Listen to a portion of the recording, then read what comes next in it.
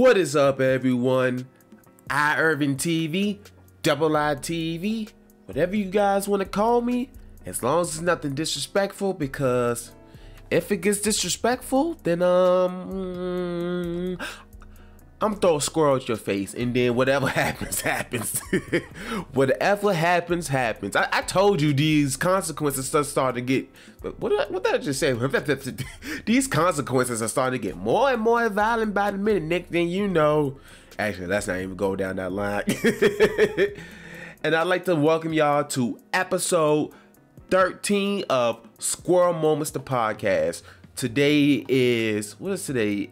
April the 9th, 2022, and I'm recording this on 8:06 in the morning. Yep, I'm recording this in the morning. It is a Saturday morning, and right now I am feeling so good, y'all. I am feeling so good. I'm feeling so good. I am feeling so good. and yeah. So where should we start? First of all, I'd like to say I appreciate everyone that watches the podcast. If you're watching watching the video version, which is on youtube.com/iIrvingTV, or if you're listening to the podcast while you working, while you're in your car, whatever, in which the audio version is available. It's available on most streaming gosh, what is wrong with me? The audio version is available on wherever you get your podcasts from. It's available on most platforms such as Anchor FM, Spotify, Google Podcasts, and all that stuff. That's where the audio version is available. So I appreciate all of y'all that supports me, support the podcast, also support my other ventures on YouTube, Twitch, which is twitch.tv, all my social medias, which is on the screen if you watch the video version. But I have Instagram, Twitch, of course, TikTok, YouTube. I have a public Facebook now, Twitter, all that. Everything is at Irving TV. But going back to what I was saying, I just appreciate everybody that supports me. I know I only have a very small following right now, but that small following, I appreciate all of y'all. So yeah, let's get to it. Let's get to it. And oh, I got one more thing to say before we get to it.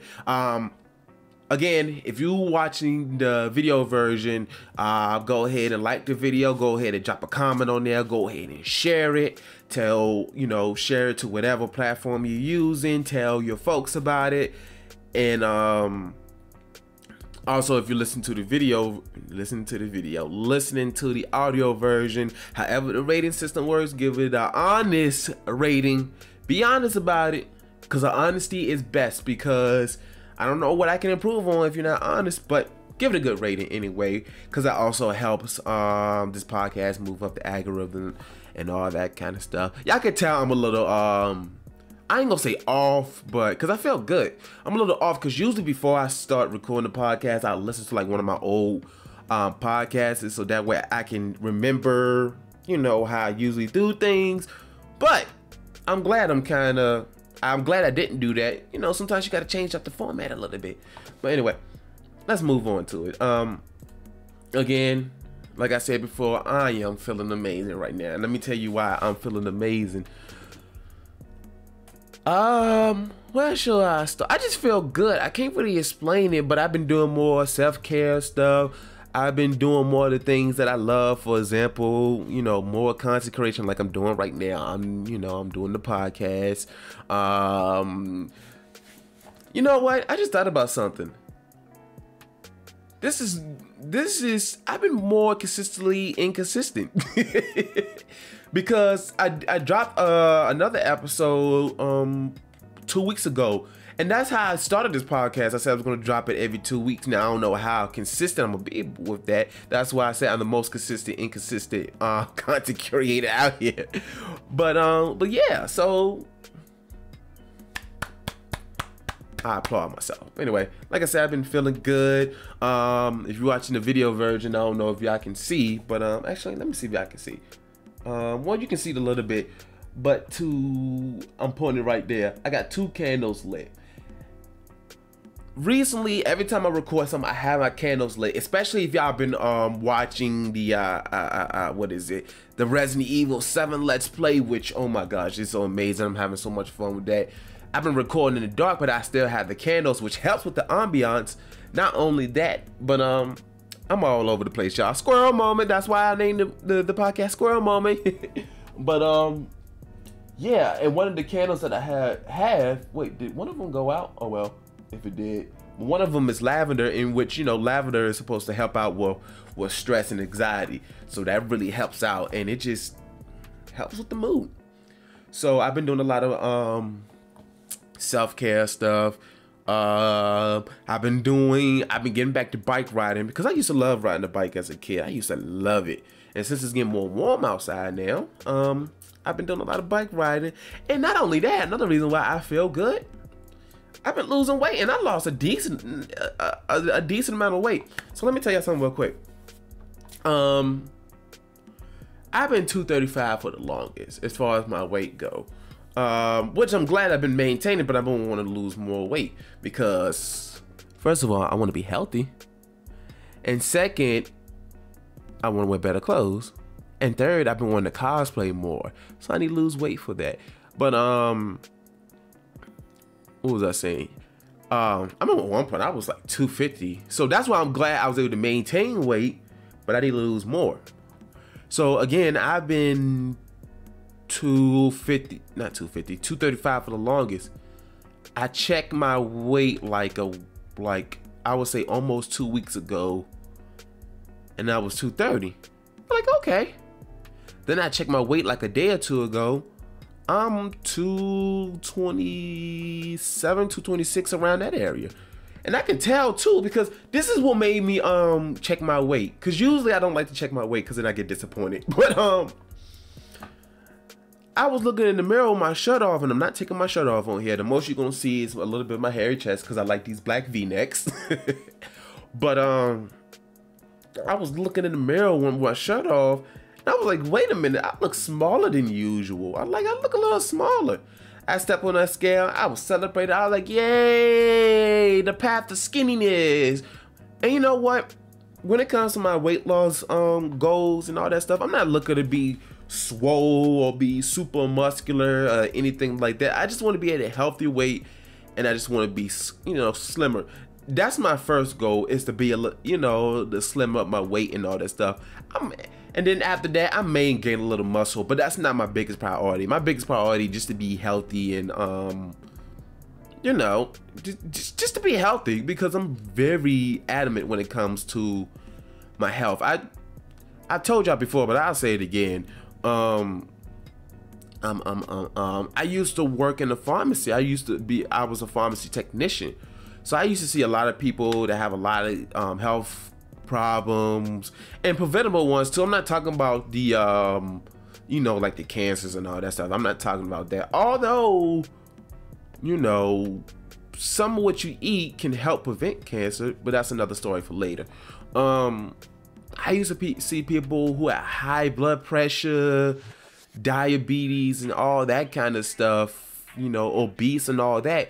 And I'm looking, and I know some people have conditions where, they're gonna have weight no matter what. But I used to see some of these people with these conditions, and I'm like, and I'm not judging those folks. Don't get me wrong, I'm not judging those folks, because you never know what's going on in somebody's life. You don't, you just never know. But some of these used to be preventable, like, eating better. I used to see some people who have diabetes, who can barely walk, can barely breathe, but yet they buy all the junk food, all the sugary stuff. And that clicked in that clicked in my head, like, I don't want to be like this.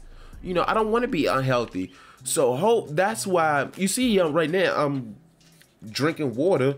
I drink a lot of water, especially when I'm at work. Which the good thing about where I work at, Amazon, is I'm on my feet, so I'm getting a little bit of exercise. Unfortunately, I can't rely on that all the time, because eventually I'll be out of there. But again, that's a whole nother story. It's just, I'm very adamant when it comes to my health, because again, I'm just paranoid about high blood pressure, and I don't want to be on 100 medications. I'm already on a few medications, not for those kind of health reasons. Again, I have ADHD, so I take I'm willing to say this medication. I do take ADHD medication. I take what is it, Caserta. So that's one, and I have other medications, but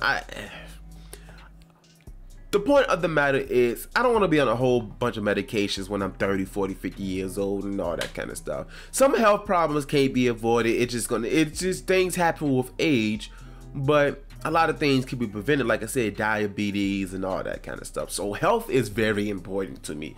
And I'm glad that again, I'm just glad. Plus one of my doctors, my psychiatrist, she's been on me about, you know, about my weight, because she's worried about my blood pressure and all this kind of stuff.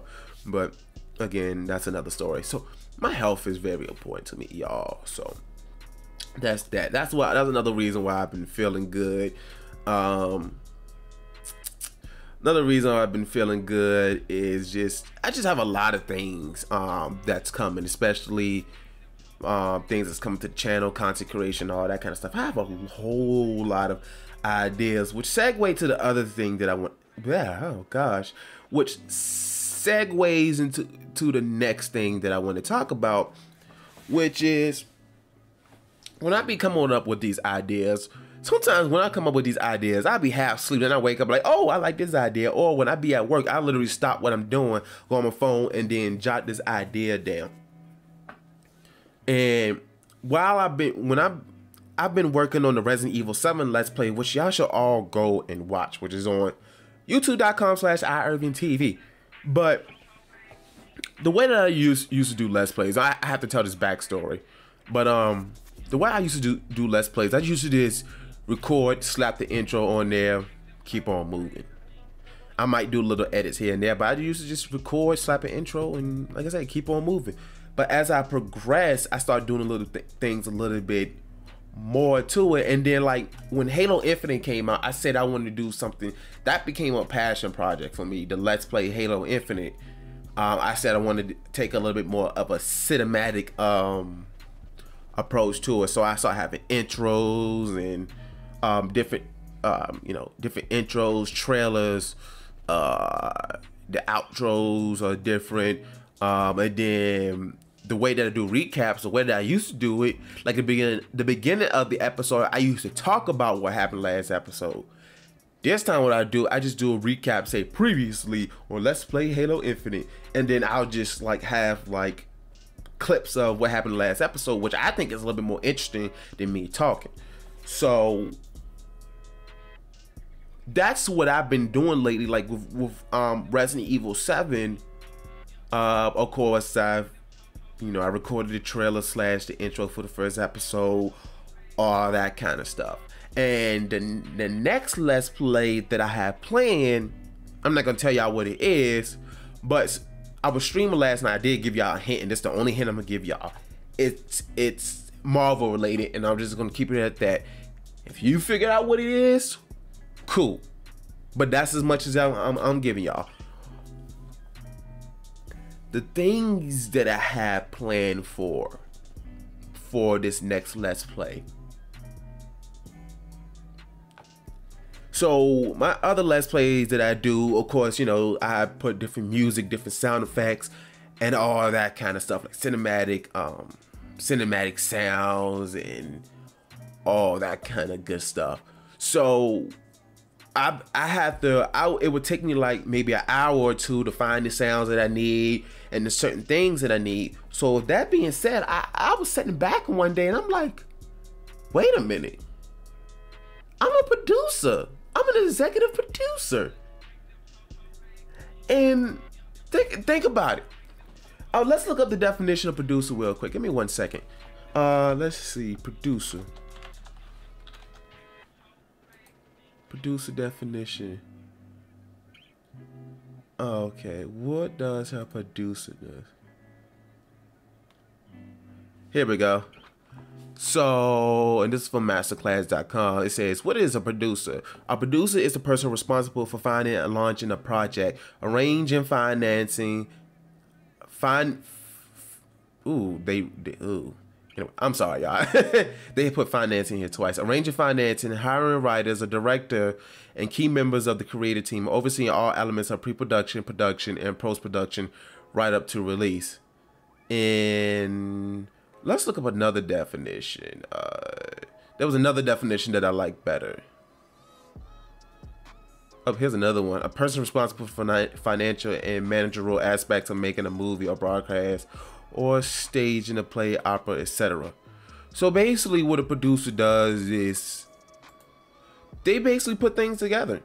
You know, sometimes they find the talent, they find certain, you know, like music and all that kind of stuff. And that's what I'm doing. I'm going out, you know, I'm producing, I'm making stuff happen. I'm producing these videos.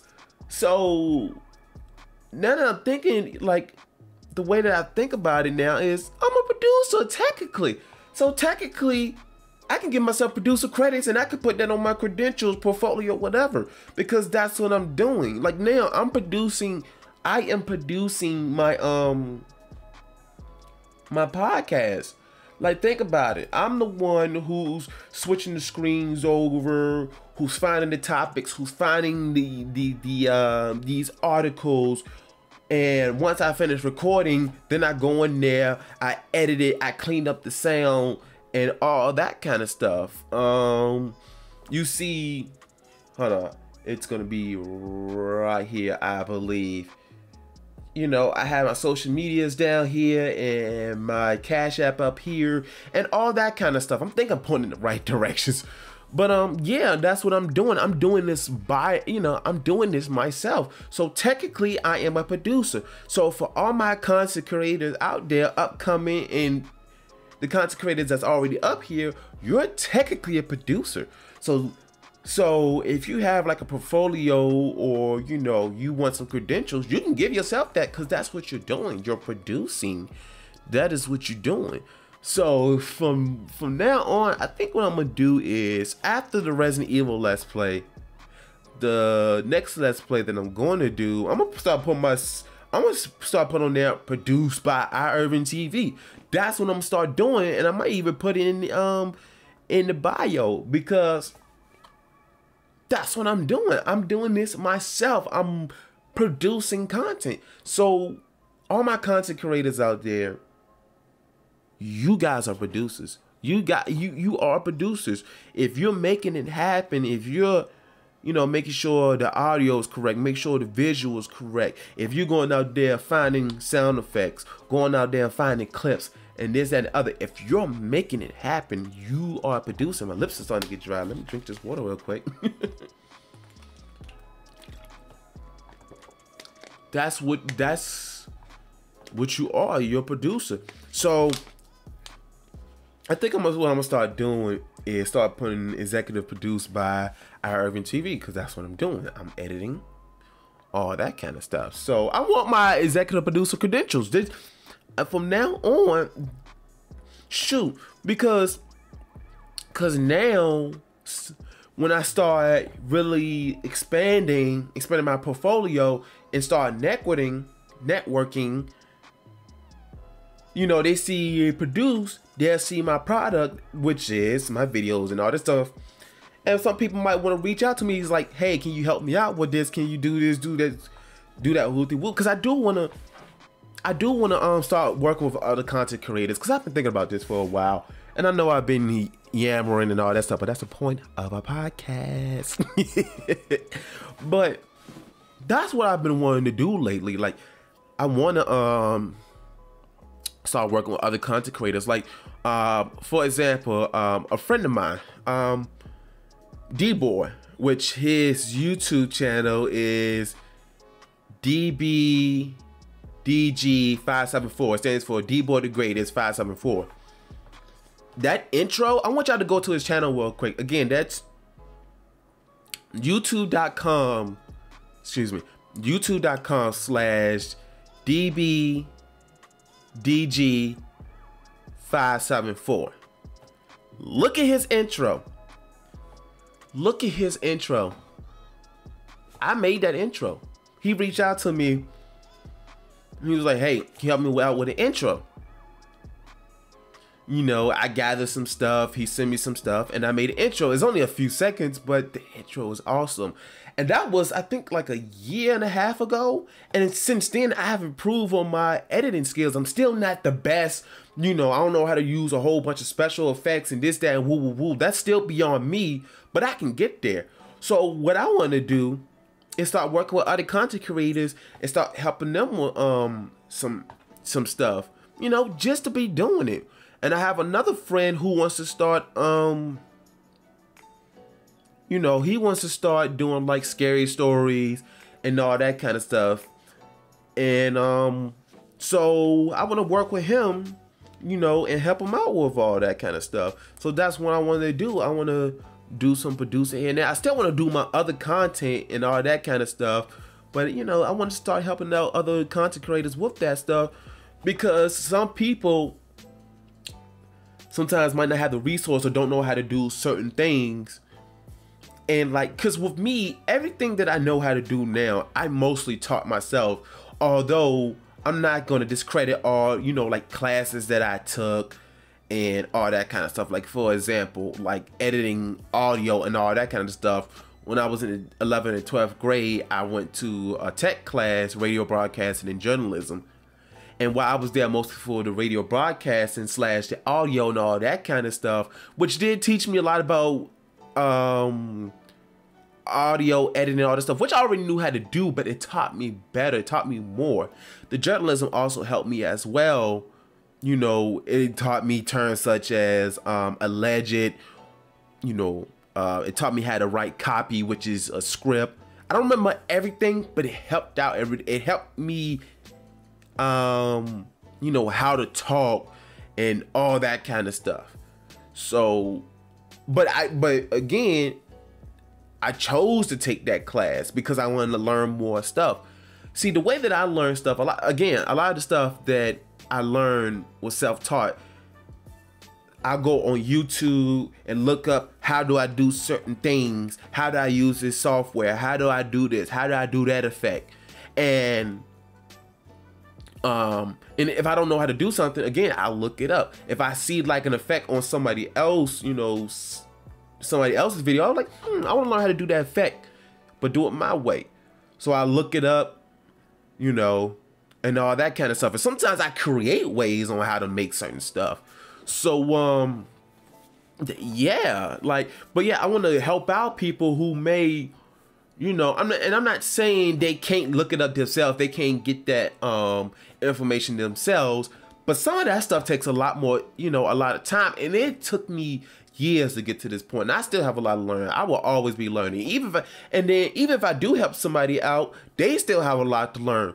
But I can get them to the level, a level faster than what it took me. Because again, it took me years to get here, where I can probably get somebody there within a month or days, weeks, whatever. So that's what I want to start doing. I want to start helping other content creators, you know, start producing content, you know. And like I said, one of my friends, when he starts doing that, I don't want no money. I don't want no money from him. The only thing I'm gonna ask for is, give me executive producer credits. That's all I want. That's all I want. Just give me production credit, and we good. We good.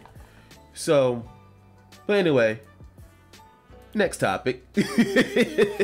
No, seriously, and I'm gonna keep saying this because I said this in the stream yesterday, and I went on a whole rant about it. I just love this kind of stuff. This is why I literally want to do this full time, y'all. Like, and it's not just the money, because a lot of what I've noticed, a lot of content creators do this just for the money. They see how much money that somebody can make off this, and they just automatically start doing it. And while I can't knock them, you gotta have a passion for this kind of stuff, because it's gonna be frustrating at times. Like I was streaming, and I'm gonna keep going back to this stream, but when I was streaming, I was going back to all my old content and all that stuff. I've been doing this for 3 to 4 years now. and right now only had 300 and something subscribers. Some people after 3 years get 1,000 subscribers, hundreds of thousands, tens of thousands, all that kind of stuff, and it depends on the content. But I'm not there yet. Some people would have been quit by this, at this time. They would have been quit by now. But me, because I have the passion for it, is just, you're gonna keep doing. If you're passionate about something, you're gonna keep doing it. Good days, bad days.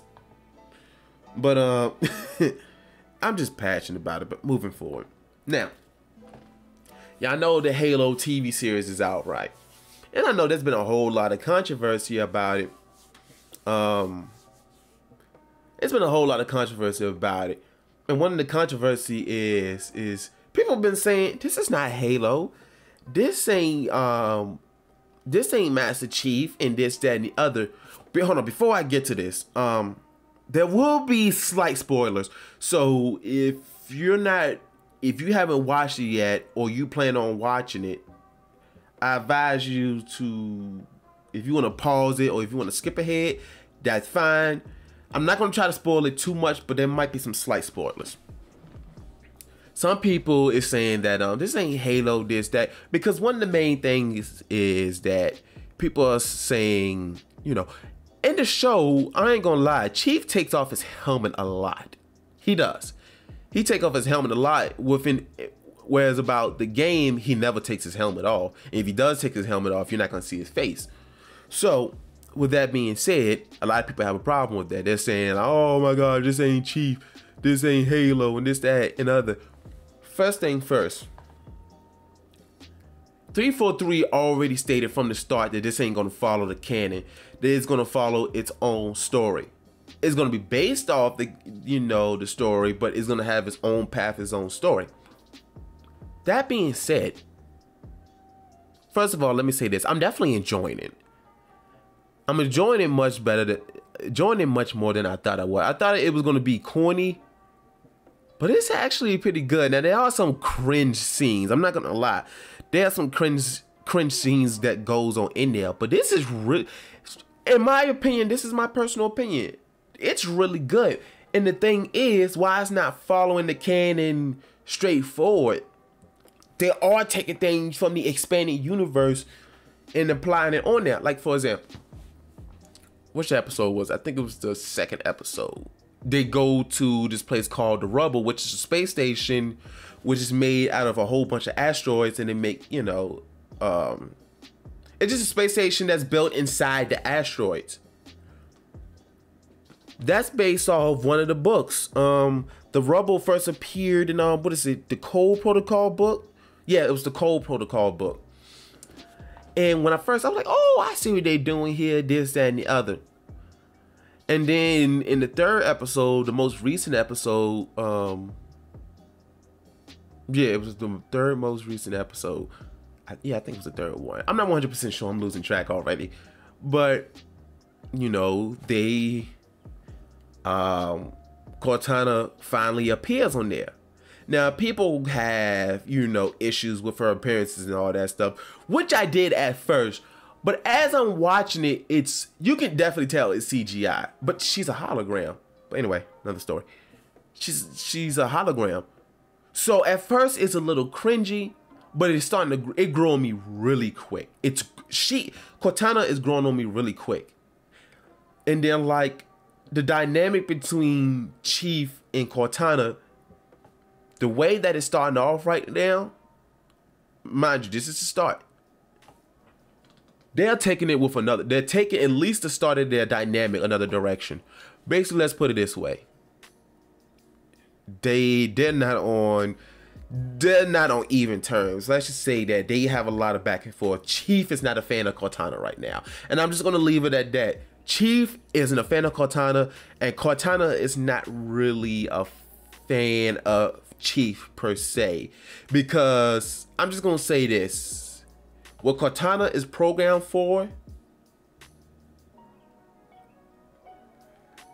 as far as dealing with Chief,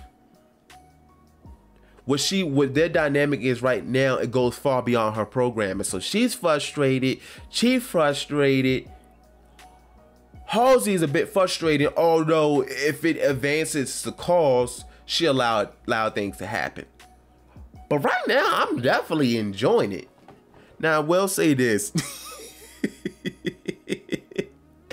Let's just say there's some cheeks involved. Episode 2 had cheeks. Episode 3 had cheeks. Episode 2, I enjoyed the cheeks a little bit. Episode 3, I'm just gonna say this, as a heterosexual male, there's some things I'd rather not see, but it is what it is. It is what it is. But I'm enjoying it right now. Like I said, it's some cringe moments.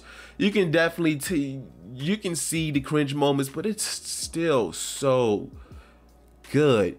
And I definitely, another thing that I like is, okay, so in the game, the Keys, as in Jacob, Captain Keys and Miranda Keys, in the game they're white, but in the show they're black, and a lot of people had a problem with that.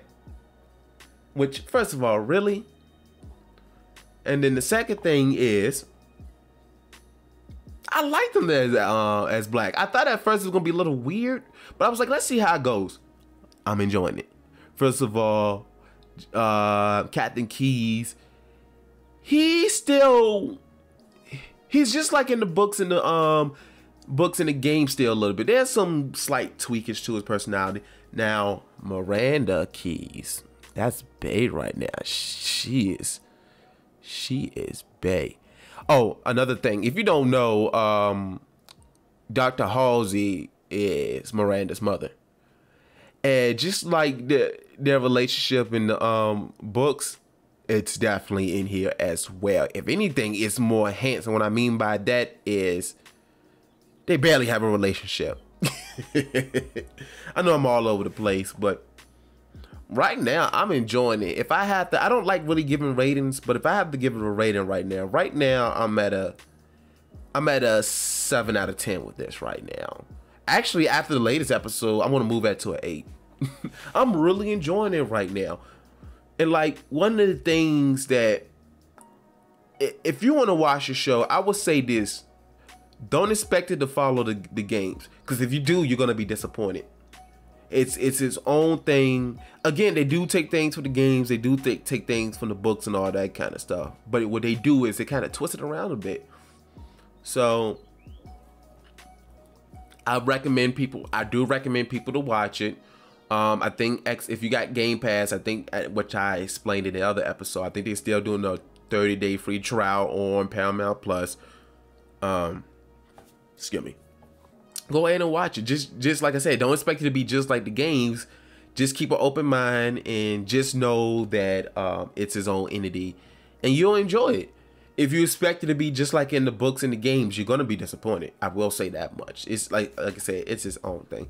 Now, but moving on to the next topic. Speaking of Halo, going to Halo Infinite. Halo Infinite may be getting a BR mode, a battle royale mode. Now, before I go to this next article, I know a lot of people has been, frustrated with 343, with the lack of content and all that kind of stuff, which I'm gonna get to in a second. Because announcement came. Again, I'm gonna get that to a second. But a lot of people have been wanting a BR mode, or been talking about a BR mode for Halo Infinite. Me personally, I'm not pressed for a BR mode, because I don't really play BR games like Apex, Fortnite, PUBG, and all that stuff. I don't really play those. I will play it if I'm playing with friends. That's when it's the most fun. But I don't really play BR games, so I'm not pressed about it. But since it's Halo, I am willing to try it if they do come out with a BR mode, which we're going to talk about now. So again, they may be getting a BR mode, and this article comes from IndiaToday.in. This news site is from India, and it reads as follows. Let's go ahead and switch that over.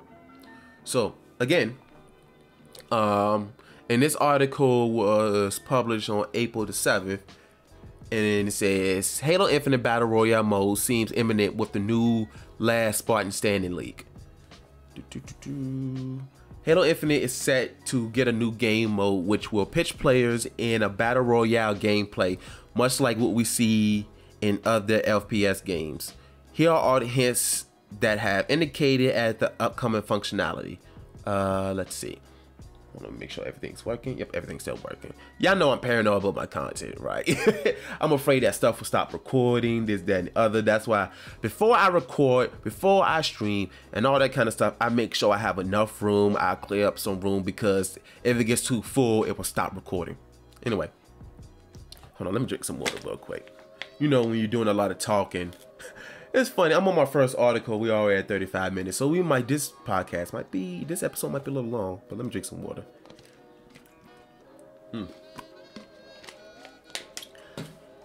This is empty, but I have another bottle right here. About 5 months ago, Halo Infinite launched as arguably the biggest gaming title of the bygone year. Today, it enjoys a massive gamer base thanks to its multiplayer mode. There has, however, been one missing aspect in the game vis-a-vis, what did I say? Vis-a-vis, I think that's what it is. Other games like Fortnite, and that is a battle royale mode. Fans of the franchise, excuse me, they do spellings a little bit different. I think this is the what they do. What am I trying to say? What am I trying to say? This is a translation, because I think because it's from India, it's in a different language, but this is a translation. Anyway, fans of the franchise have been quite vocal about the need to introduce Battle Royale in the game, and it looks like 343 Industries excuse me, has finally listened to their calls. Nothing has been officially announced yet, though several hints have been shared online in recent days, all pointing towards the imminent launch of a Battle Royale mode on Halo Infinite. The biggest one among these comes in the form of 2 screenshots on Twitter that show a new mode within the game under the title Last Spartan Standing. That does sound like Battle Royale. The new game mode comes as a variation of the big team battle in Halo Infinite. The second screenshot, shared by Twitter account Delta_Hub, provides some description of the new mode. As mentioned in the screenshot, the new game mode will let players enjoy it in every Spartan for themselves gameplay, exactly like what we see in Battle Royale modes in other games. The screenshot further mentions level up your loadout by earning personal score to be the last Spartan standing. To recall, the Battle Royale mode in any other game like PUBG or Fortnite awards players in a similar manner on the basis of their ranking within the game. A report by Give Me Sport confirms the screenshots shared on Twitter. It mentions that the new game mode on Halo Infinite can still be seen within the custom games offline menu. As per the report, the mode has one 12-minute round with players fighting to make a score of 50 first. It is possible that 343 Industries bump this up as the mode turns into a full-fledged battle royale. Earlier reports has also indicated that a battle royale mode was discovered within the game's code by some data miners. So we can be assured that the developers are working on introducing such a mode to the game. As and when Halo Infinite gets it, it will have a very important platform to compete with its rival titles and possibly win the hearts of gamers. And that is the end. So yeah, it looks like we might be getting a battle royale mode on Halo Infinite. Again, I'm not 100% pressed on it, but I would definitely play it if a battle royale mode is coming to Halo Infinite, which it sounds like it will be. But yeah, I will definitely. I will say this: if a battle royale mode comes within Halo Infinite, I'll probably play that BR. I'll probably play Infinite BR more than any other BR games, which means all my friends that's listening and watching the podcast, if y'all listening and watching, I will play with y'all. I would definitely play. Just text me, let me know. I would definitely play. But anyway, that leads on to the next article, which, you know, again, people been complaining about content not coming to to Infinite. It's been months now since the game launch, and people want more content. And recently, actually yesterday, they just dropped the video announcing season 2, which I have yet to watch. But this article that I have, which is by GameSpot.com, shows the updates that's coming, and we're gonna pull up that. I can't talk right now. I can't talk right now. What's up? I have a deep voice. Don't the deep voices get a lot of listens on podcasts and all that kind of stuff? Anyway, moving on. And this article was published on April the 4th, and it reads as follows. Halo Infinite Season 2 adds new maps, weapons, changes. Jeff Stiles' voice for Big Team Battle. Season 2 Lone Wolves arrive May 3rd, and it sounds like a massive update. 343 Industries have shared new details on Halo Infinite Season 2 Lone Wolves, which launches on May the 3rd, as I said before. As part of a ridiculously in-depth and lengthy blog post, the developer outlined some of the key points and drilled down into the specifics of what fans can expect from the sophomore season.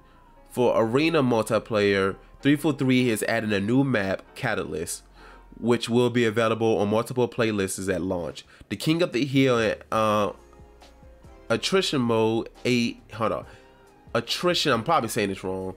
At attrition, ATTRITION modes will be added to the new playlists. While the motion tracker, better known as the radar, will see improvements to its outer edge detection too. For Big Team Battle, the new map Breaker will be available on Season 2 launch day. And in a very exciting development, multiplayer announcer Jeff Stiles' voice, which you know, Slayer, double kill, triple kill. What's some other ones? I can't think of any right now. Y'all know that voice. Anyway, Jeff Stiles' voice will be added for medals that players earn. The existing multiplayer announcer will remain in place for everything else. BTB, Big Team Battle, also gets a fix in the Season 2 update for a bug that caused weapon racks to spawn I'm not even gonna try to say that. Basically, it spawns the wrong way. I'm gonna just highlight the word right here. I'm gonna spell it out for my listeners. ASYMMETRICALLY. I promise y'all I graduated high school and I'm in school right now. So I promise I can read.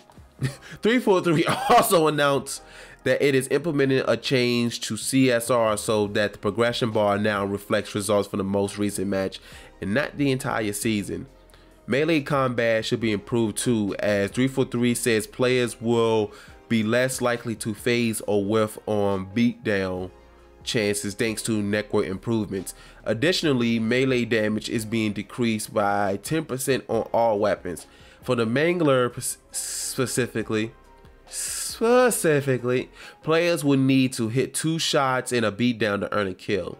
Okay. Additionally, the Ravager's base shot now sees a damage buff. For equipment, the drop wall gets a slight performance increase, while the overshield becomes more powerful as well, providing slight more shield than 343 said.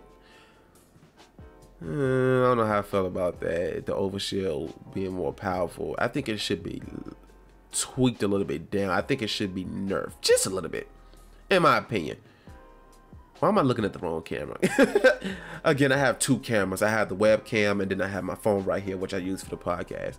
Anyway, where I'm at. In terms of vehicle changes, collision damage, aka splatter, for the chopper will be increased to its vehicle splattering glory, 343 said. I agree with that. The Banshee's agility and damage output, meanwhile, will be increased to help players dominate better. And finally, which I agree, because I feel like the Banshee is a little weak. It's not that weak, but it don't feel as powerful as the other games. it's still fun though. And finally, the Warhog and Razor. Hold on, let's start again. And finally, the Warhog and Razorback won't flip or bounce as much with the Season 2 update.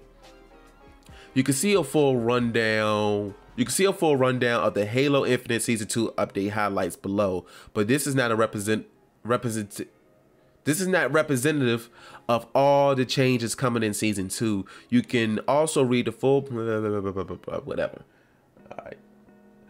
So yeah, it sounds like some good updates are definitely coming. Again, they just dropped the trailer for the updates, which I might do a reaction to. I'm probably going to do a reaction to it.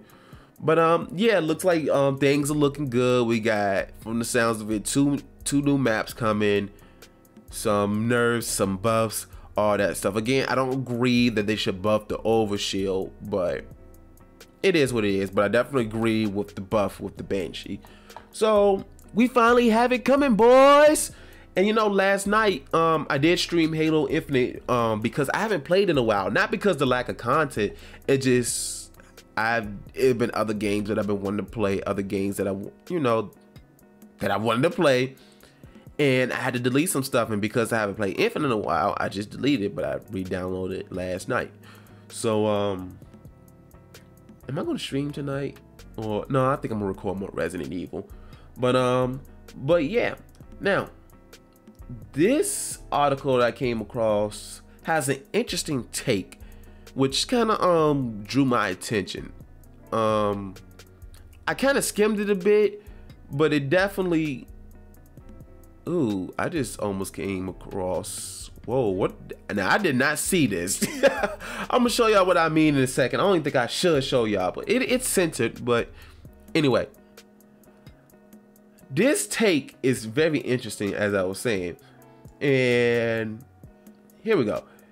Kratos may need to step aside for his son. Now, y'all know, well, if you don't know, I recently a few months ago beat God of War, the reboot, the 2018 version, which is very fun and it was very good. But let's go to this article, which is by the Gamer.com, which was published 7 days ago. Let's go to it. Now, you remember when I said that I just saw something that was a little wild? If y'all watching the video version, I'm just gonna circle it. I'm not even gonna say it. Let's just say if you're watching the video version, you see it. Anyway, let's get to it. After God of War Ragnarok, Atreus needs to lead the series. Again, this is not official. This is just a take by what's her name, Stacy Henley. She wrote this article. Anyway, let's get to reading so y'all can understand. We have no idea what the future holds for Kratos and God of War after Ragnarok. Trilogies are pretty bankable these days, yet God of War is opting for just a twofer here, with the Norse saga ending with Ragnarok, which seems only fitting given the name. You think, given how much money God of War 3 would inevitably make, that the Dells have a lot of faith in their story and likely a strong idea of where Kratos heads next. We know that when Norse setting was initially explored, the Dells were relatively split between fairy and Norse and Egyptian, with the Norse eventually winning out. I think that would have been good, the Egyptians. You think when I can't read. Anyway, let me take a sip of this water real quick. 5 stars. Rated 5 stars. You think then that Egypt will be next in line, but perhaps we shouldn't be asking where Kratos will be going at all. We should be asking if we need Kratos to come with us. Atreus have received something of a critical evaluation since God of War 2018. Yep, I had the year right. While Christopher Judge's delivery of "boy" quickly became iconic, the boy himself was often regarded as a nuisance. He was kind of a nuisance. He was cool, My voice went all high. Cool. Some are reliable in combat, though only in fits and starts. Atreus also fails the game with dialogue, bouncing off the stoic brick wall of Kratos. He has license to be annoying as a young teenage boy, so while him being irritating is relevant to the story, that doesn't make him any less irritating. However, let me tell you something real quick before we continue reading. If y'all want to, y'all should because I was streaming God of War 2018, so y'all can go back and watch that if y'all want. But the times he's being irritating, I was vocal about. I was like, you know what? He need a whooping. Anyway, however, once it is revealed that Atreus is actually Loki, he becomes more valuable to the story, more interesting to the wider world than just being Kratos' son, and a further example of the sad deification of video games in the mid to late 10s, which is, 2010s, the previous decade. I know. Atreus' value to the story in the 4 years distance we've all had from the game has made us more affectionate towards him. Hopefully in Ragnarok he won't undo all that as soon as he opens his mouth, but will instead have matured a little. Oh my gosh, I can't read, y'all. I promise y'all I graduated high school. I promise y'all I can read. Y'all see the books that's behind me. But instead have matured a little and will be less of an irritating fly constantly buzzing around us as we play. Once you factor in that Angrboda, Angrboda is set to have a significant role in Ragnarok, him or her and Loki being betrothed in the legends, so her, it feels like Atreus. I'm not 100% familiar with the Norse mythology. I do know of Thor. I do know of what's Thor's father's name? I can't think of his name. I do know of Loki. I do I can't remember Thor's father's name right now. I can't remember all the names that's left my mind. I can't think of it. But anyway, it feels like Atreus is set to play a major part in the sequel, not just as a sidekick, but as a central character. If that's the case, perhaps the game is being made to pass the torch along. It's a major change, but not without precedent. Joel leaves The Last of Us with Ellie in tow before being killed off in the beginning of part 2 with Ellie, and oh my gosh. And in a much bigger twist, Joel's killer Abby taking over as the protagonist. Things could well shift again in the third game with Abby and Lev in the driving seat. You could argue The Last of Us only has a single game, whereas God of War 2018 was a reboot of a long-running series that has always been held together by Kratos. But in the new era of God of War, has tried hard to distance itself, narratively, thematically, and in terms of tone, direction, and gameplay from the original era. Having Kratos step aside for Atreus, even if he doesn't need to be killed by Agent Norse Golf Club, has been done by the Sony blockbuster factory before. While it's admittedly less of a risk to not opt out for the full trilogy in a reliable, profitable setting, it still constitutes a risk being taken in the name of story. And if a strong case has been made for Atreus stepping into the limelight, it's not beyond the realm of reason. And that strong case can be made. While Kratos appeals to the aging audience of gamers and senior developers who push the sad deification movement, Atreus hits the younger audience. It can often end badly when the studio pivots to a younger audience to chase numbers, but this feels more natural. It's not forced to hit a focus group's expectation. It's handing the reins to a new character with a fresh story to tell. All right, we're almost done. Of course, there is a major issue with the gameplay, even as the series have transitioned between the original era and the 2018 release. It has remained firmly hack and slash with fast, brutal combat. There's a story behind the blood and gore, but the blood and gore is as squelchy as ever.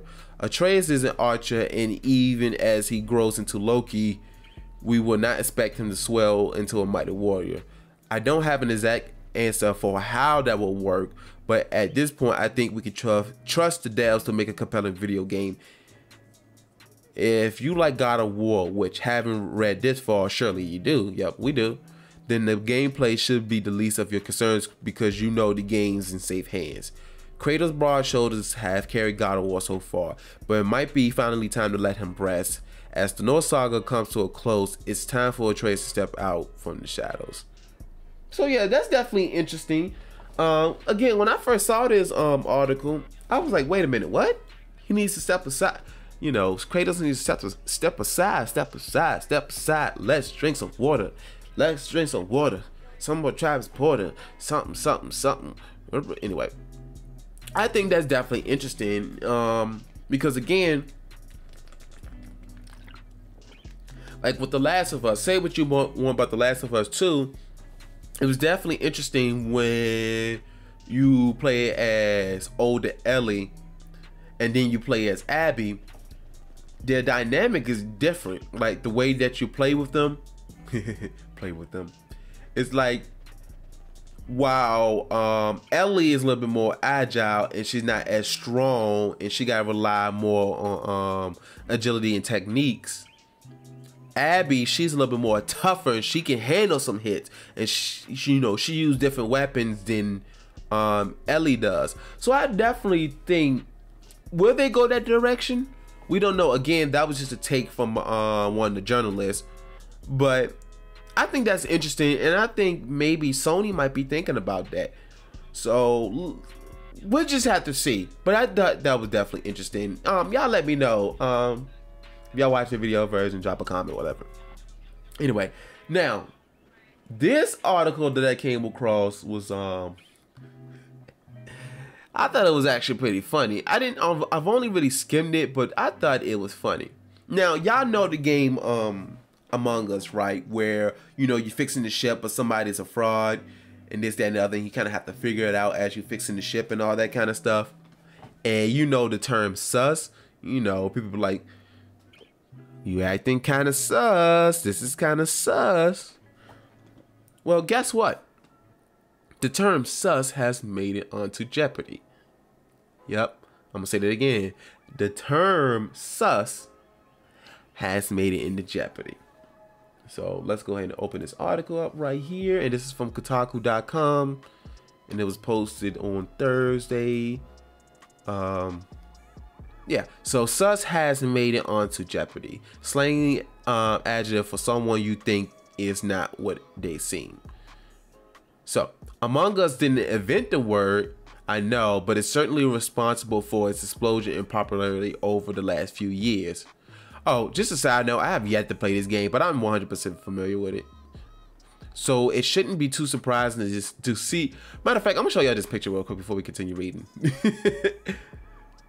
So, yep, you definitely, for people that's looking at the video version, it says slang an adjective for someone you think is not what they seem, especially if they might be the imposter in the game Among Us.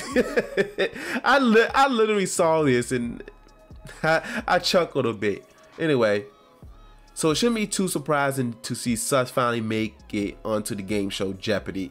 In tonight's episode, contestants were given the prompt, again what I read before, and then one of the contestants nailed it. Like I said, Among Us didn't invent the word.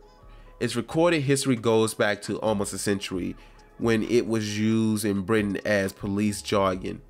To say someone was sus was simply shortening the word suspect, the exact same meaning used today and in the game.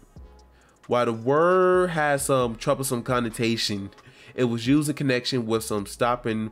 Okay, yeah, this is the part I didn't read, but all right, I just wanted to show y'all that real quick. I thought that was interesting, but that just shows that the culture of gaming is up there, definitely. Like,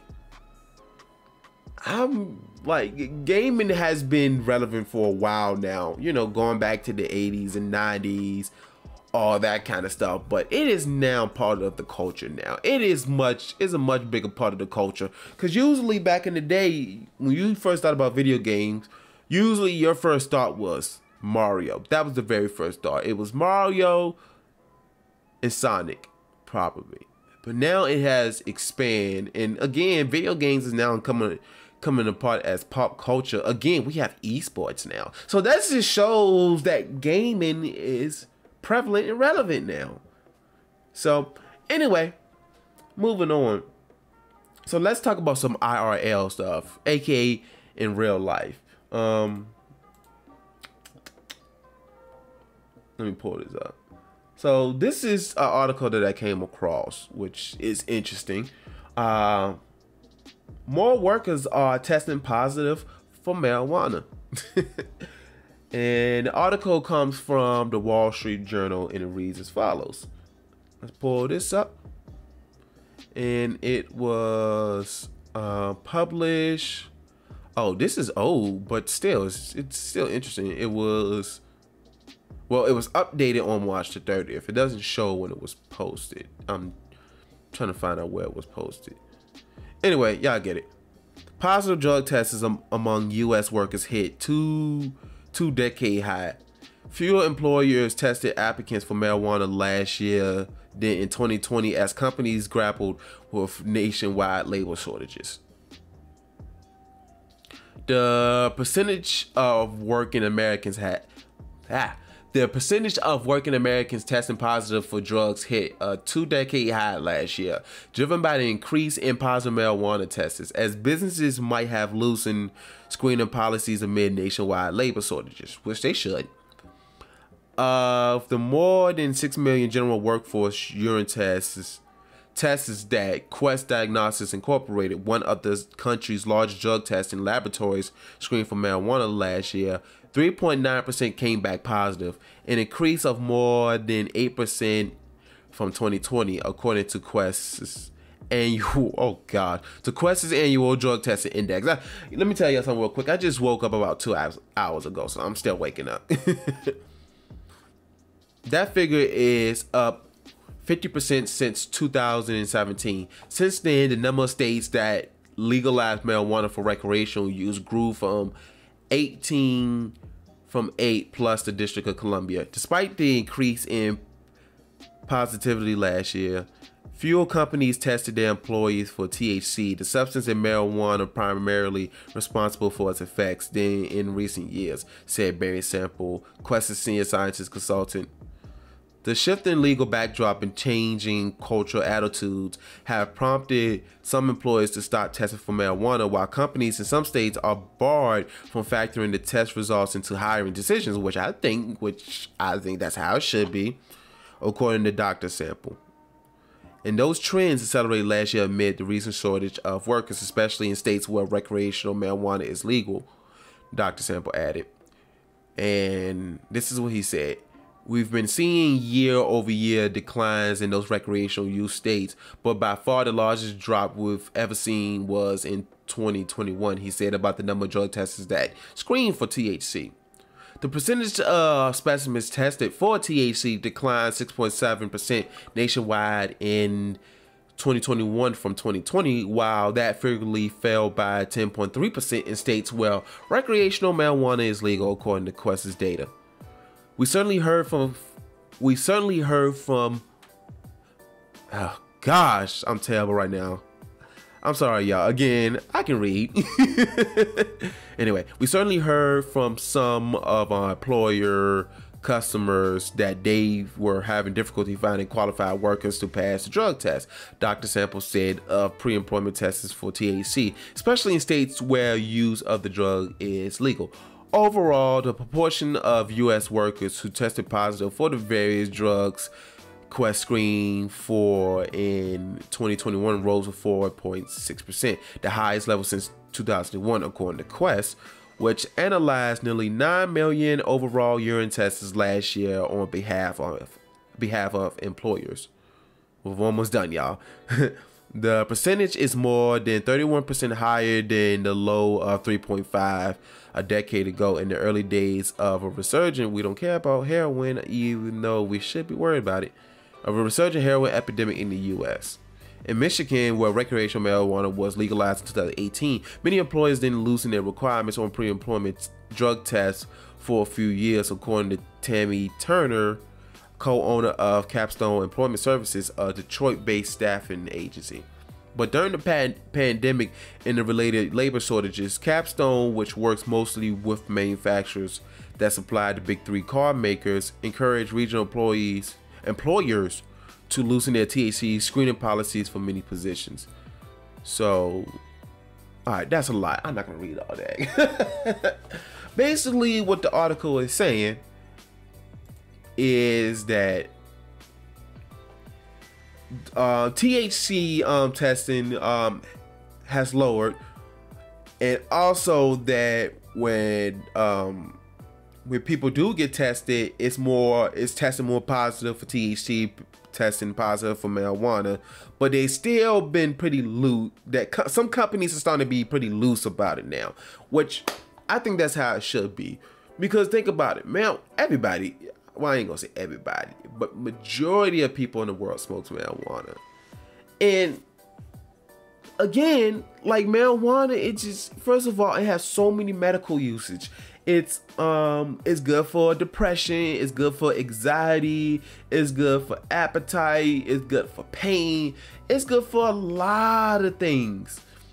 And with the pandemic, you know, with COVID, job losses, all that stuff, anxiety is at an all-time high. And again, compared to like these major drugs that's out here, like coke and heroin and even alcohol, this is what I always leaned on. This is what I always lean on when it comes to marijuana. As long as you're not high on the job, and some people even go to work high and perform even better than when they're sober. Trust me, I work at Amazon and I know people be smoking, because I be in that parking lot, it be smelling like straight up weed. But they're doing their job. As long as you ain't like high to the point you could barely walk and all that kind of stuff. I mean, come on now. And even if we are going to do drug tests, I feel like it should be the oral swab, because the oral swab, unlike the urine test, only tests for like the last day or two or a couple hours, whatever. Whereas about the urine with THC, at least, it can detect it up to 30 days, maybe a little bit farther back. And it's like, whatever I'm doing at home, as long as I'm not high at work, why should it matter? I am smoking at home.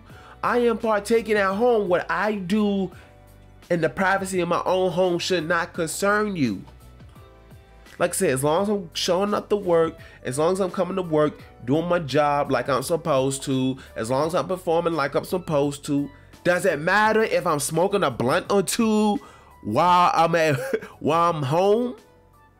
I could have smoked a blunt 30 days ago, but I take a drug test, or you do a random drug test, and y'all fire me for it, or I don't get the job for it just because I smoked a blunt, I smoked a joint 30 days ago. And this is not me, you know, I'm not going to confirm nor deny whether I smoke or not or partake. That's my business, none of y'all's. I'm just gonna say this: marijuana should be legal all across the board. Not only just for job purposes, but also keep people out of jail. Like, marijuana offenses have got so many people in jail. Like, come on now. That's why a lot of these jails and prisons are overpopulated, because of these marijuana offenses. I'm like, as long as you ain't DUI, as long as you're not driving while under the influence and all this stuff, if I'm home and I got some weed, or if I'm driving and I'm in possession of it, you pull me over talking about something, I smell weed, and you find it, and now you about to lock me up over a dime bag. Come on now. And marijuana has it's all been proven that marijuana has so many benefits to it. So all I'm saying is it need to be legal and don't need to be drug tested. Or if you're gonna do drug tests, do the swab. As long as I'm not high at work, everything should be good. But anyway, this is gonna be the last article that I have here. Let's see. So, and this is gonna be more local. This story is a little bit more local. Well, it is local. $600 homes in Richmond, Virginia. And let's go ahead and put up this article. This article is from WRIC.com, ABC 8 o'clock news, and it reads as follows. And this was posted on April the 4th. $600 for a 3-bedroom. Habitat for Humanity unveils pilot program. It's no secret that rent in Richmond has been rising over the last few years. Oh my gosh, I've been looking at apartments lately, and oh my gosh, I remember a year or two ago, this apartment I was looking at was one price. I looked it up recently. I'm like, it almost went up by $200. Anyway, now Habitat for Humanity is pushing forward with their housing program in the city with a price tag that's sure to turn heads. Which, that's why I clicked on this article. I saw $600 homes. I was like, wait, what? The organization has unveiled 2 new rental homes built as part of a pilot program to provide affordable housing in the city. The 3-bedroom houses located in North Church Hill are now occupied by families taking part in Habitat's affordable home ownership program. According to a press release, the families were stuck paying high rents for substandard housing, which was preventing them from saving up for a down payment on a house of their own.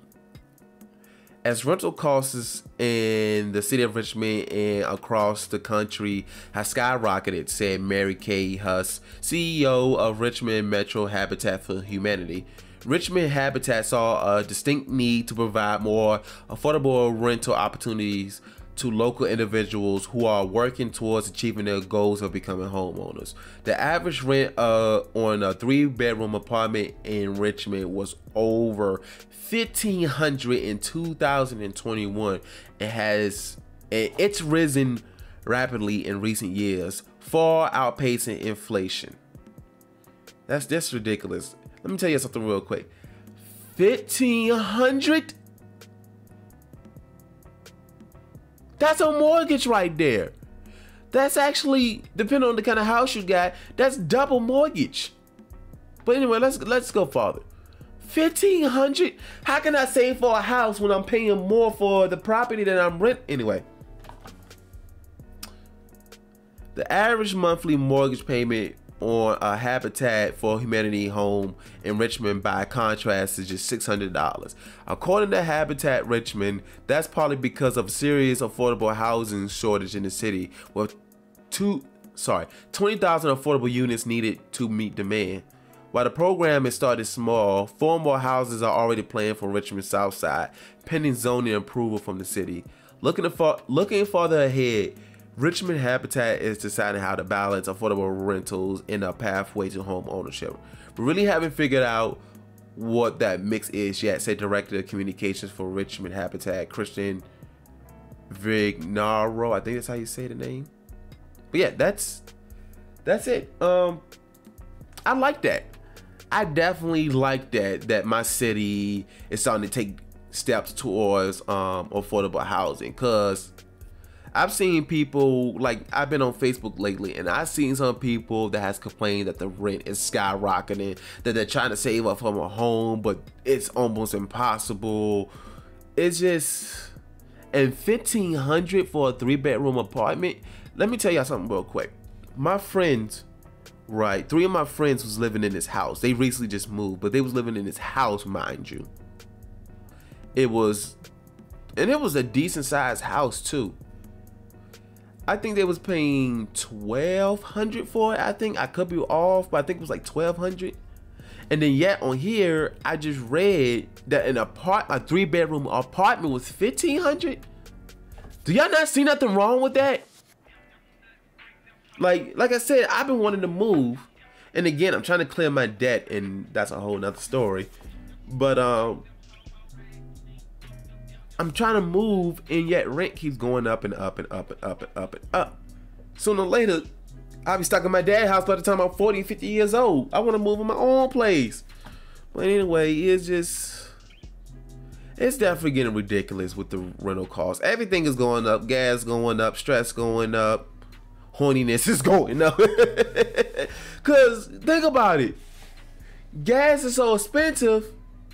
I'm like, I'm not driving to no chick house when it might be possible. She might not be giving me.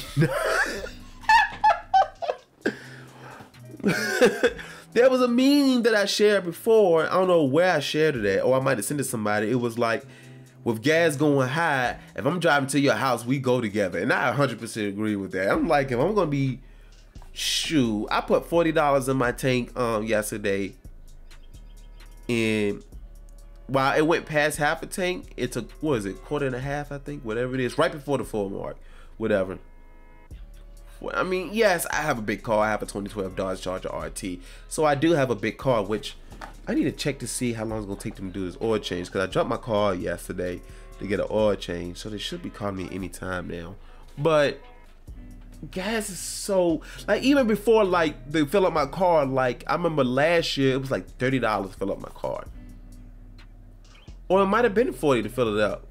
I don't remember, but gas is going up so much, and rent going up so much. It's just ridiculous. And that's I mean, part of the reason why I haven't moved yet, because of my own debt. But how can I save up when stuff is going up? But like my car insurance went up, and my health insurance went up. So it's like, it's hard to save up for this stuff. So luckily I'm living with my dad, so it's like I'm paying the same amount of rent. But still, for other people that might not be so lucky, they might have to live on their own and trying to save up for a house, but it's getting difficult. So I'm glad there's programs like this. And what I want to do is see, you know, more about this program. Matter of fact, I'm gonna see if they have a website, so that way I want to keep up with this program and see if there's anything that I can do to help out, and also to see if there's, you know, once you start building these houses, I want to send this information to people so that way they can try to get some housing on their own. Because $600 for a 3-bedroom, that's decent. That is nice. But yeah, so we're almost at the end of the podcast. So the last thing I want to talk about, usually at the end of the podcast, I like to, you know, give advice that may be helpful to some. I just like, you know, I like to share some helpful things to people, whether, you know, it might be, I don't really give financial advice, but I do, you know, give life advice that may help some people out there and all this kind of stuff. And recently, again, I've been listening to a lot of podcasts lately, and one of the podcasts I started listening to was The Brilliant Idiots by Charlamagne the God and Andrew Schultz. Andrew Schultz is a comedian, and Charlamagne the God, he's a radio personality. And in the last episode of the podcast, I did explain how I read one of his books, Charlamagne the God's book, which was Shook Ones, where he talked about him dealing with anxiety and all that stuff. And one of the episodes that I was listening to, Charlamagne was talking about how, now this episode is a little bit old. This was like back in 2019, but it's still prevalent. He was talking about how he has started valuing himself. He's starting to see more self-value in himself. He's starting to, he feels more worthy of himself, because at first he said he didn't value himself at first, but now as of recent, he started to value himself more. And that's something I want to talk about, because that hit right in the solar plexus, which is like the area in your chest, like right here. It's if you're watching the video version, you'll be able to see. But if you don't know what the solar plexus is, it's basically this part of the rib cage where a lot of nerves are at. So if you hit it, Anyway, he was just talking about how he's starting to feel more worthy and starting to feel he's starting to have more self-value in himself, because when he wrote the book Shook Ones, when he wrote that book, the reason why he wrote it is because, and I'm trying to remember everything he said, but and I had to listen to this episode twice so I can remember everything he said, and I still don't remember. But one of the things he was saying, the reason why he wrote that book, because he wanted to help people who look like him, black and non-blacks as well, other races as well. He wanted to help people who you know, who was dealing with anxiety and other mental health issues. And he said with that, with him, you know, helping other people out, now he feels more worthy and he has a self-value. And that's something I want to talk about, because this might get a little bit deep, but that's one of the things I've been kind of struggling with recent. Actually, a very long time I've been struggling with my self-value, because I'm not gonna lie to y'all. I've said this before. I've been dealing with anxiety, with depression. Of course, I have ADHD, and as a kid, I dealt with behavioral issues. Like, I went to 5 to 6 elementary schools. You know, I went to alternative schools. I went to private school, which was an alternative school. And I'm not gonna get into too much detail, but you know, again, I have a lot of behavioral issues. I got kicked out of a lot of schools. You know, as a kid, I went to a lot of therapy. I went to a lot of counseling, and I got in a lot of trouble. It might not seem like it now, but I got in a lot of trouble. And because, oh, I thought I heard somebody coming in, but because I got in a lot of trouble, and because I went through a lot, not only got in a lot of trouble, but when I was in middle school, I dealt with a lot of bullying, teasing, a lot of fights. And I'm not just telling this story because I'm not doing this for the boo-hoos and the woe is me, and I don't want nobody feeling sorry for me. I don't want nobody feeling sorry for me. But the reason why I'm telling y'all this, because maybe it can help somebody, you know, whoever's listening or watching. You know, that's one of my things when it comes to mental health. You know, I'm a big advocate of good mental health, because especially when it comes to men, and black men at that, you know, men of color, when it comes to mental health, we don't talk about it a lot. We kind of just hide our feelings and hide our emotions, but we deal with a lot. So again, elementary school, went to 5, 6 different elementary schools, got put out a lot of them. And then in middle school, because of that awkwardness, you know, I never stayed in one school. You know, when it comes to like social interaction with people, I'm still socially awkward to this day. Like, you know, I'm all energetic now, and I'm, yeah, I don't know what that was. But that's because I'm comfortable here. But when I'm out in public, I'm in my shell, which I'm getting better at. Around my friends, I have a lot of energy and all this stuff, but in public, it's just, I'm more into myself. I'm in my shell like a Mario Turtle, whatever those things are. But I'm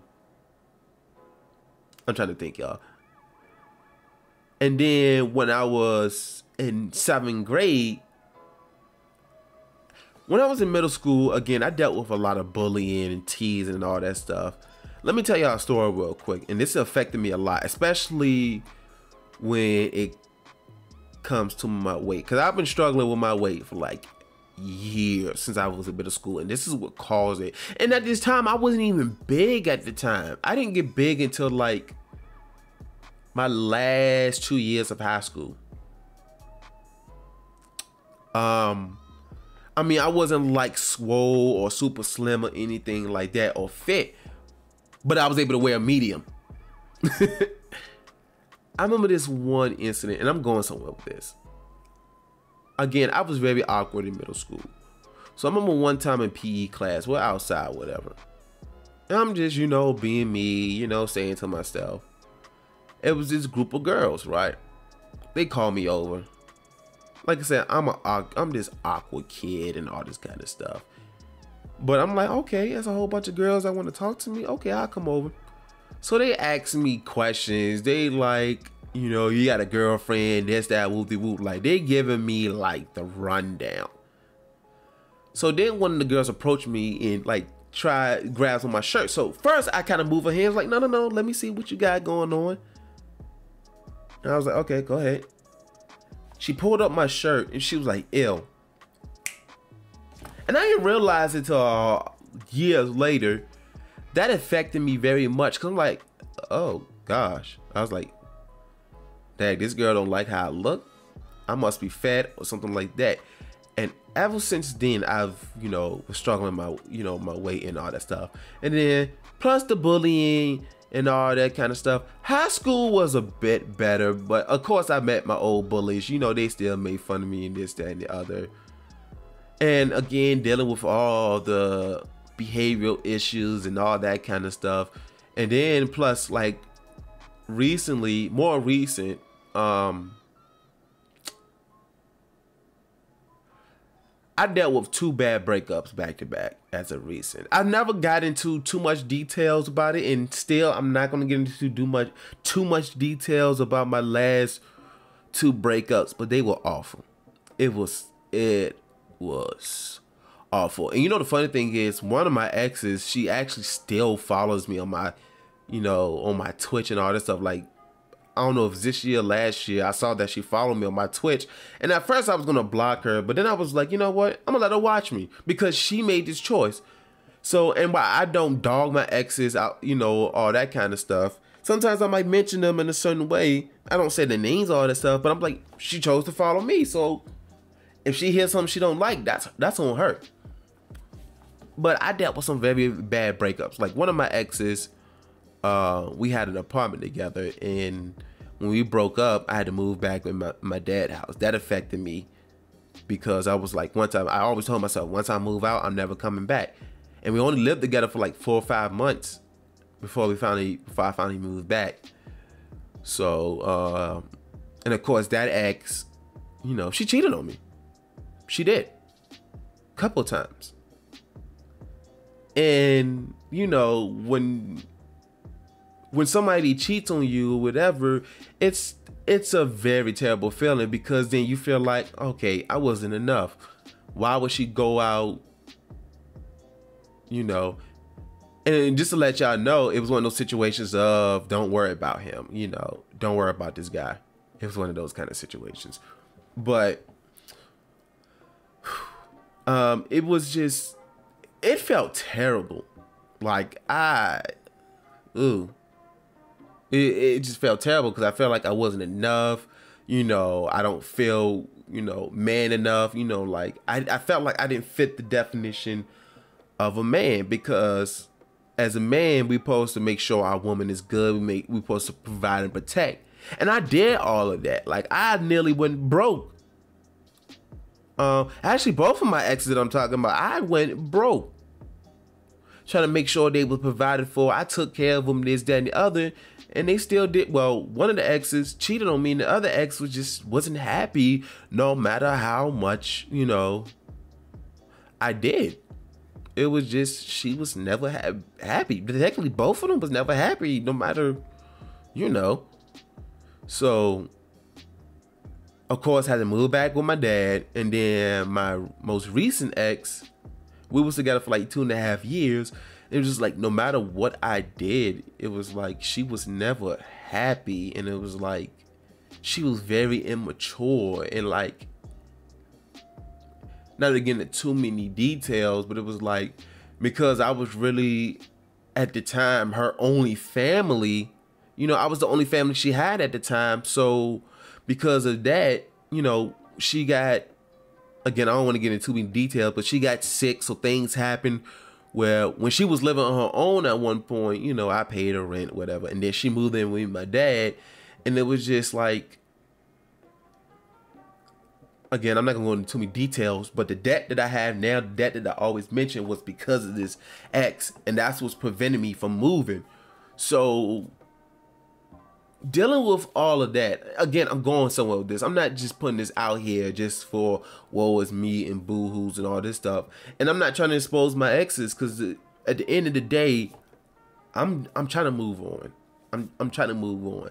And sometimes it's hard to move on because sometimes I look at my bank account and I'm like, God dang, it's like, and in the beginning of this podcast, I said I've been feeling good at this, that. This is the best I felt in a while.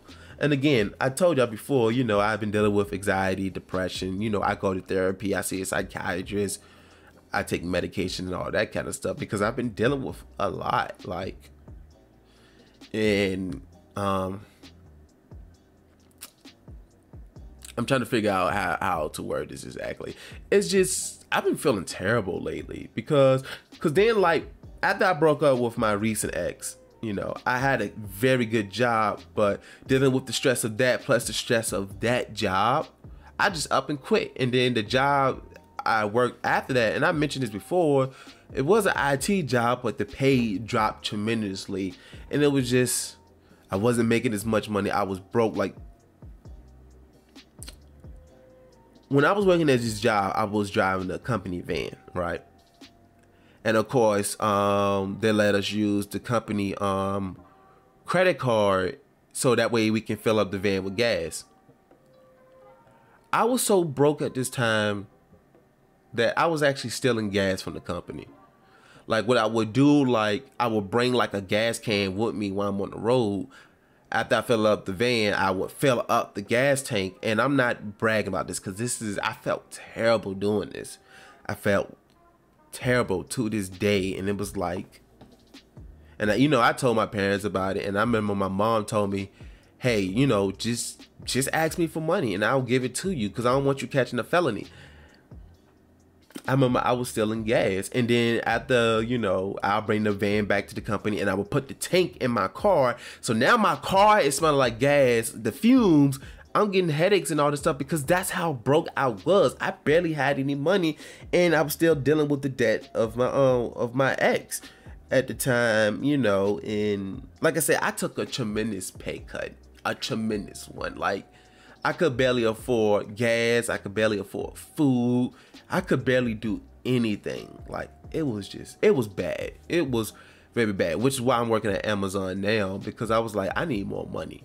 And then the crazy thing is, I started working at Amazon and just things kept hitting me back to back. Like I said, my insurance recently went up, both my car and my health insurance, you know, taking all these medications and all this kind of stuff. It made me feel terrible as a man.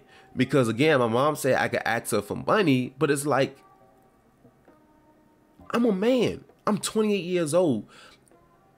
I'm supposed to have it. I'm supposed to be able to provide for myself. And I can't even provide for myself. And it's like, I can't even, if I was to bring a child into this world right now, I have nothing to offer that child other than my presence, which is a big thing, but I wouldn't be able to take care of that child. I wouldn't be able to give them diapers. I don't even have a home to provide for that child. And it ain't just money. It's other stuff that goes behind it as well, which is more deeply rooted. But it's just, I felt like I was worthless. It was like, I felt like I had no value to bring to the world. It was like, why am I even here? And I'm kind of semi going that route with this story.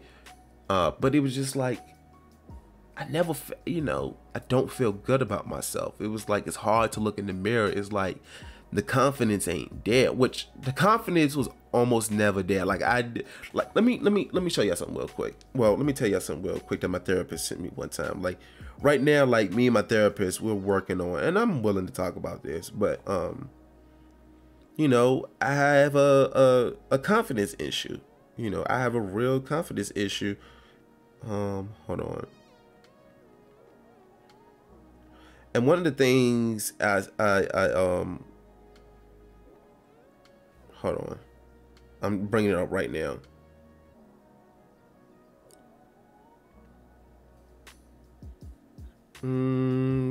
Let's see. This is things that I told my therapist. I told my therapist I value myself until I don't. And you know what? I'm gonna read this. As discussed, you're extremely attached to your old story that was created during your childhood. The story continues to get pulled into your day-to-day life in a self-sabotaging manner. I want to assist you with leaving the past in the past and creating the now that you desire. The struggle with seeing yourself as any different from the kid who was teased, bullied, and socially awkward. You made the statement, I value myself until I don't. We want to strengthen your ability to value yourself and accept your flaws as a part of normal life. The judgment, criticism, devaluing, dishonoring, and abandonment you experience is self-inflicting. There's a tendency to value other perceptions at a higher level than should be in order to develop a healthy self-image.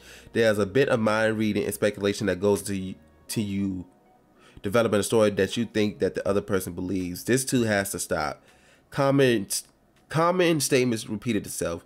I'm going to mess this up. I don't know what to do. What am I doing? I'm going to say the wrong things. I'm weird. People don't know how to take me. You tend to lead with the negative, and this has to shift. Ask yourself if each statement is absolutely true, and begin to build a case to work against. That's the stuff that me and my therapist go, that we're working on. My self-value, my confidence, my value. Because again, I felt like I never value myself. I felt like, what am I doing here? What do I offer to the world? It's like I can't do anything right. I'm 28, still living with my dad, and it's like, and of course, how the economy is and how society's going right now. A part of it is that's a part of what it has to do with it as well. But again, with my debt, and again, I'm still having financial issues now. Oh, my voice went all high and crackly. Sound like a teenager. But I'm still struggling with some things, especially financially, mentally. I'm going better in the mental direction now, but it's like, how can I explain this? It's just, I feel, I'm like,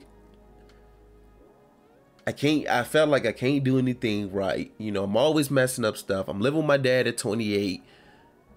I have to ask my parents for money, which I don't do often, but it's like, and lately I've been, financially struggling really bad to the point of missing payments and all that kind of stuff.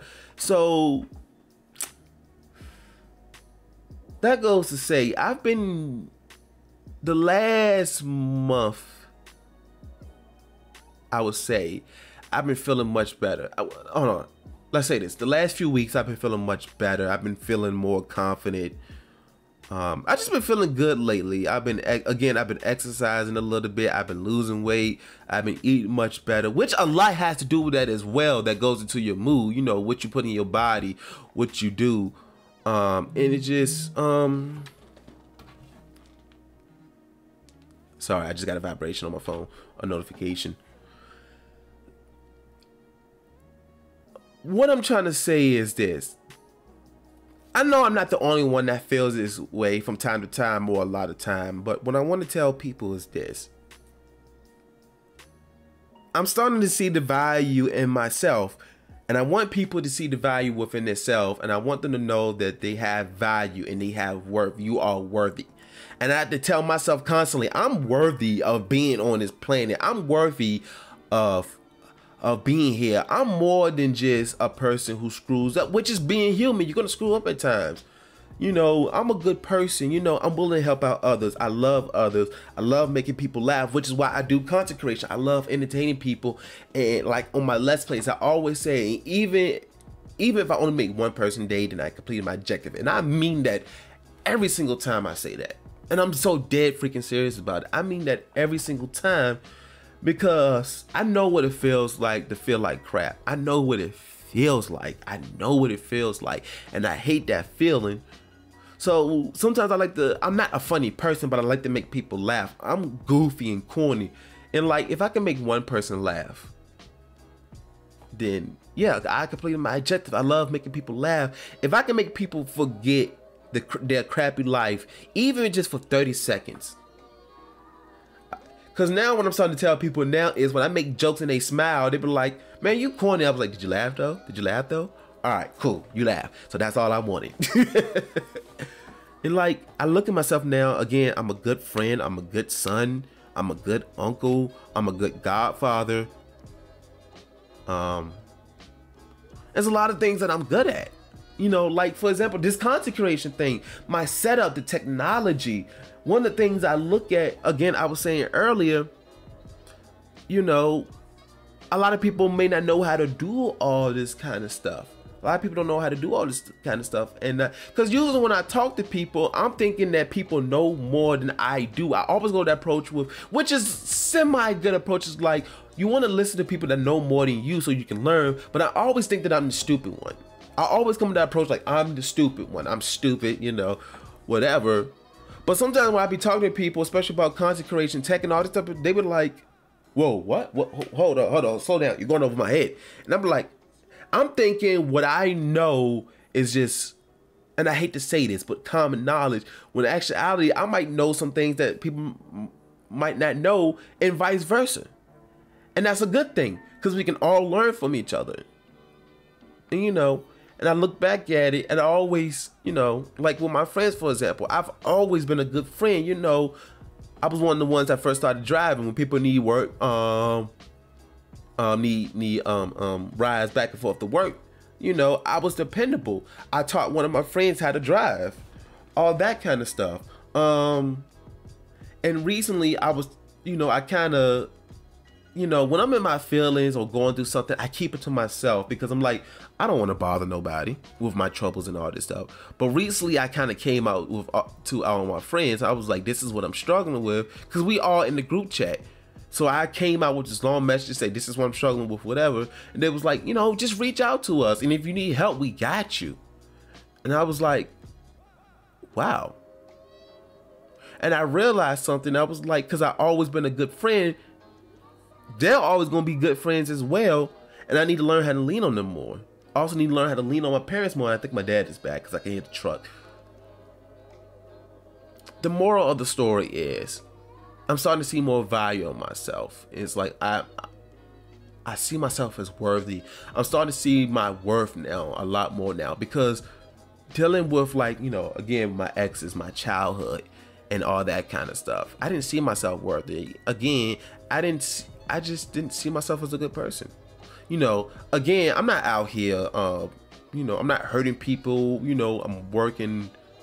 I'm a legit person. You know, I work hard. I'm not out there, again, I'm not hurting people. I'm not robbing people and all this kind of stuff. I stayed to myself, you know, and I help people.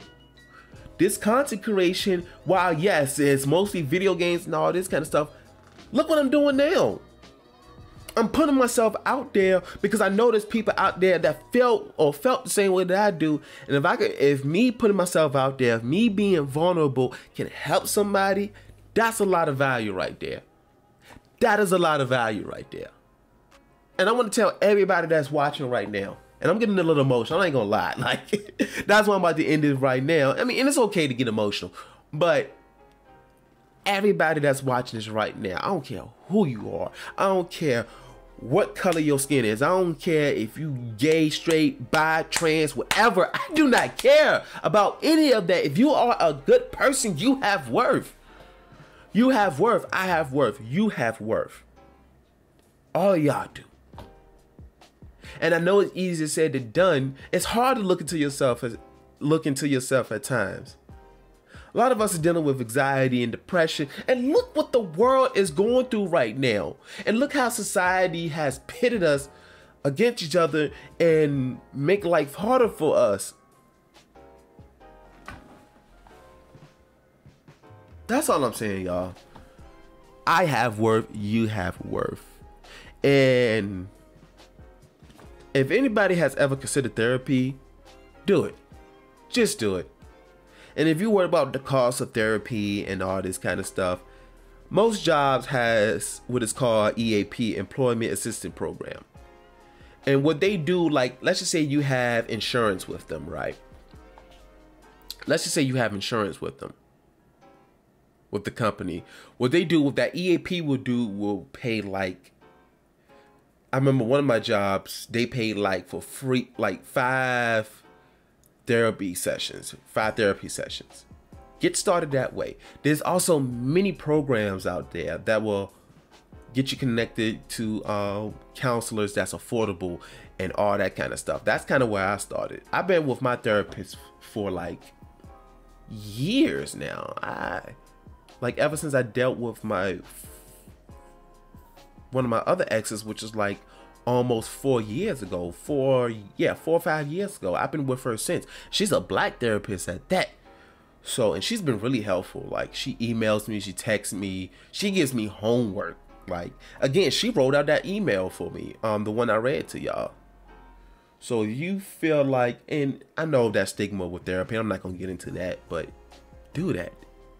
You know, there's so many resources out there that people can get help. If you feel like, you know, and if you feel like you can't talk to anybody else, message me. I'm not perfect, and you know, I'm not perfect. I might not have all the answers to anything, but if you just want to vent to me or whatever, just reach out to me, you know, and I will do my very best to help out, you know, or point you in the right direction that can help. Like, seriously, like, everybody has value. Every good person has value. Let me make that clear. Every good person, even bad people, want to, you know, at one point have value, you know. And in order to prevent that, we need to help the good people realize the value with themselves. So, yeah. So that's my soapbox. And I hope that right there, me exposing myself, quote unquote, can help somebody out. But yeah, that's the we're gonna go ahead and end this podcast here. As usual, I always love doing this. Yes, it's entertainment, but I love to help people out as well, even at the cost of my quote unquote manhood. But yeah, I love doing this. Let me take a sip of water real quick, 'cause my mouth is dry. Yeah, so hopefully y'all enjoyed this. Again, I appreciate everyone's support. Even if it's only like 5 people that watch me, even if only just 10, even if it's just 1, I appreciate everybody that supports me. And I appreciate everybody that has gave me donations. I've only got a few donations, but I appreciate all the donations that has been given to me.